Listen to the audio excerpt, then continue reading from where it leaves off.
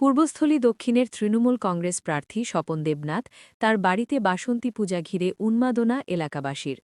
স্বপন দেবনাথ জানান ২০০৬ সালের সেপ্টেম্বরের ১৬ তারিখে ১১ জন তৃণমূল কর্মীদেরকে ১৯৯৮ সালে সিপিআইএম মিথ্যে খুনের মামলায় ফাঁসিয়ে দুর্গাপুজোর আনন্দ থেকে বঞ্চিত হয়ে জেল যেতে বাধ্য করেছিল। সেই সময় তৃণমূল নেতা স্বপন দেবনাথ তার কর্মীদের উদ্দেশ্যে জানিয়েছিলেন তারা যখন জেল থেকে ছাড়া পাবে তারপর তিনি দুর্গাপুজো করবেন। সেই বছরই থেকে তার বাড়িতে বাসন্তী পূজার উৎসব শুরু হয়। এই কজন পরিবারকে নতুন বস্ত্র তুলে দেন স্বপন দেবনাথ। সেই সময় থেকেই এই বাসন্তী পুজো চলে আসছে। তার বাড়িতে বহু লোকের সমাগম হয় এই পুজোতে। পরিবারের লোকজন থেকে শুরু করে এলাকাবাসীর একটা বড় উৎসব হয় এই মন্ত্রীর বাড়ির পুজোয়। বাইট ১. স্বপন দেবনাথ, পূর্বস্থলী দক্ষিণ বিধানসভা তৃণমূল প্রার্থী। ২. পরিমল দেবনাথ, মিথ্যে মামলায় ফাঁসা তৃণমূল কর্মী।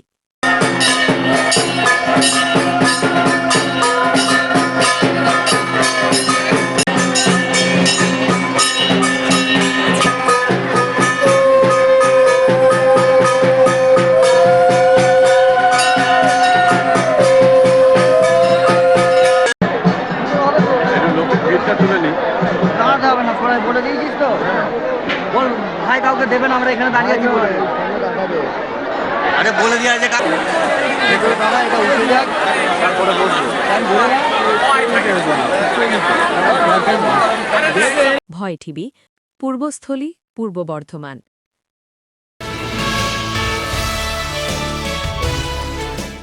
২০২৬-এর বিধানসভা নির্বাচনের প্রাক্কালে সারা ভারত জরি শিল্পী কল্যাণ সমিতির উদ্যোগে সৌভ্রাতৃত্ব ও সম্প্রীতির বন্ধন অটুট রাখতে পবিত্র ঈদ-উল ফিতর উৎসব উপলক্ষে পঞ্চম বার্ষিকী লাচ্ছা সিমুই উৎসব ২০২৬ অনুষ্ঠিত হল গ্রামীণ হাওড়া জেলার জগৎবল্লভপুর বিধানসভার গাববেড়িয়া চাইল্ডহুড কেজি স্কুলে।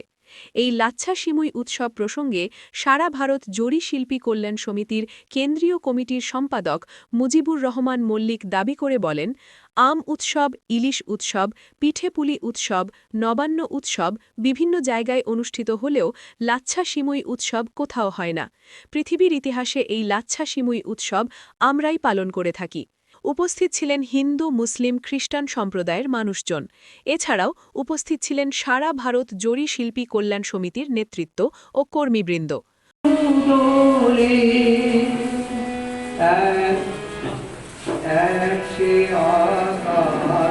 মায়ের কোলে যেন রবি শিশু দোলে,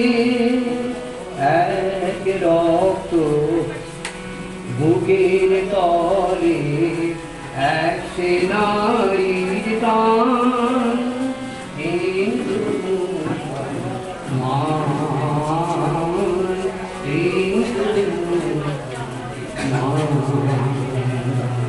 মুজিবরদার আমন্ত্রণে এখানে এসে সত্যি খুব ভালো লাগছে। অনেকেই আছেন, অনেক গুণীজন আছেন, প্রত্যেকেই কিছু না কিছু বলবেন, তাই আমি দীর্ঘায়িত করব না সময়। আমি আমার স্বরচিত একটি ছোট্ট কবিতা বলেই শেষ করব। কবিতার নাম নয়কো মিথ্যা।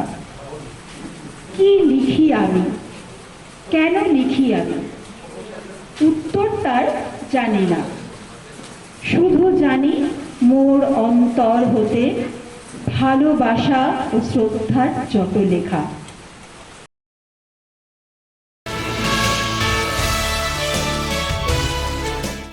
কালনা বিধানসভা বিজেপি প্রার্থী সিদ্ধার্থ মজুমদার সাত সকালে কালনার রাজবাড়ির মাঠে জগিং করলেন, বাচ্চাদের সাথে ক্রিকেট খেললেন, যোগা করলেন, বয়স্ক ও যুবদের সাথে কথা বললেন, বিভিন্ন বিষয়ে অভাব অভিযোগও শুনলেন, প্রতিশ্রুতিও দিলেন।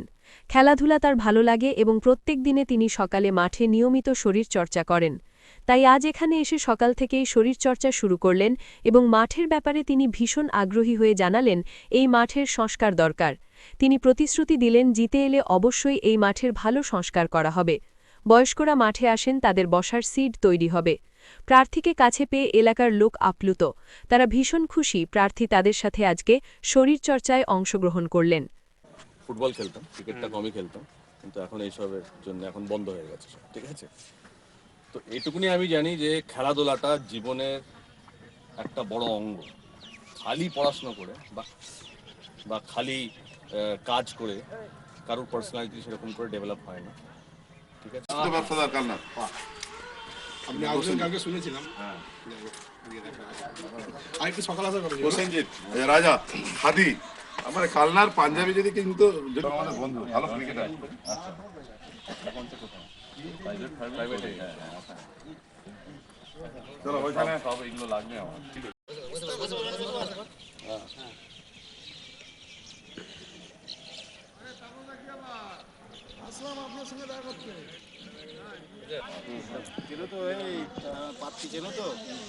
প্রার্থী বিজেপি রাষ্ট্রবাদী বহুত্ববাদ,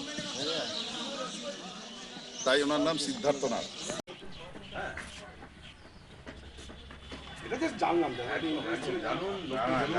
আপনার জন্ম বাংলাদেশ? জানি না আমাদের, তাহলে স্যার আমাদের সুযোগ সুবিধা কিছু যদি হয় এডুকেশন কি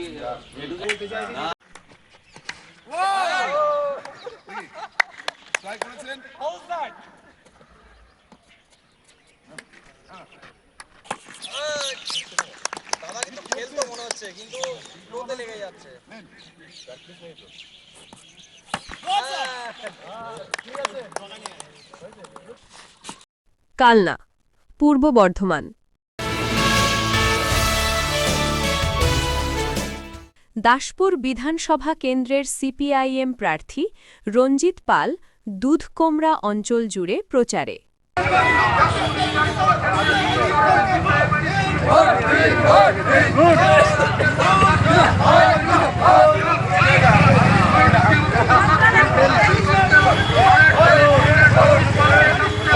রঞ্জিত পালকে কাছে হাতুড়ি তারা চিনতে বিজেপি এবং তৃণমূলের সেটিং রুখে দিয়ে কমরেড রঞ্জিত পালকে অমিত কৃষক বেঁধে জোট নারকাগুড়ি তারাই ভোট ছাত্র যুব বেঁধে জোট নারকাগুড়ি তারাই ভোট মেহনতি মানুষ বেঁধে জোট নারকাগুড়ি তারাই ভোট মেডিকেল জিন্দাবাদ জিন্দাবাদ জিন্দাবাদ সিপিআইএম জিন্দাবাদ।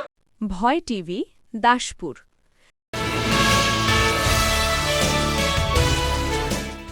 সাঁইথিয়া বিধানসভার বিজেপি মনোনীত প্রার্থী কৃষ্ণকান্ত সাহা আজ মা নন্দকেশরী মন্দিরে পুজো দিয়ে প্রচার শুরু করলেন।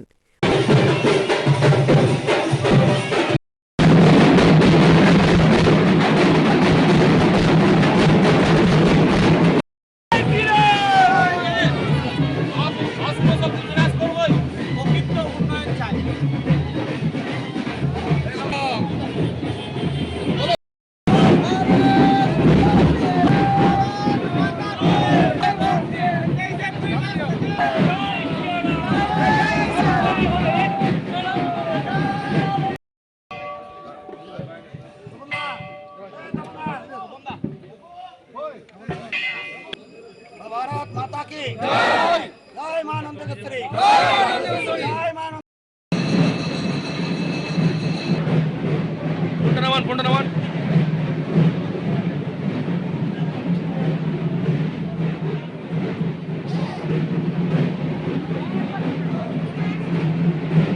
ভয় টিভি, সাঁইথিয়া।